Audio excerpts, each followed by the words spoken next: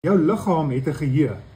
Net soos wat ons 'n kognitiewe geheue het en ons kan praat oor wat in ons lewe gebeur het en ons kan praat oor die dinge wat ons graag wil doen, so het jou liggaam 'n geheue. Inteendeel, daar's 7 verskillende tipes liggaamsgeheue. En hierdie liggaamsgeheue reageer onwillekeurig en hijack jou goeie intensies en jou goeie besluite. En daar's 'n positiewe deel van liggaamsgeheue. Liggaamsgeheue maak dat my liggaam weet hoe om kar te bestuur, terwyl ek met jou langs aan die passasier is 'n intelligente gesprek kan voer. Ons kan oor baie dinge praat, inteendeel, ons kan by die werk aankom of by ons einddestinasie aankom en dan wonder ek, hoe het ons hier gekom? Want my liggaam weet hoe om dit te doen.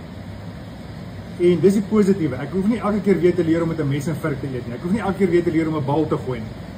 Die negatiewe van liggaamsgeheue is dat as iets eers 'n impak gemaak het op jou senuweestelsel, al wat dit nodig het, is 'n trigger. En partykeer onverwags trigger iets jou en dan ontplof jy of jy implof en dan na die tyd dan as jy spyt en jy dink maar hoekom het ek so opgetree, of jy moet weer 'n keer moet jy sê jy's jammer. En so dis die negatiewe van liggaamsgeheue, is dat die positiewe en die negatiewe, alles wat in ons lewe al met ons gebeur het, is deel van ons senuweestelsel. En dit werk in sekere situasies vir ons en in ander situasies werk dit nie vir ons nie.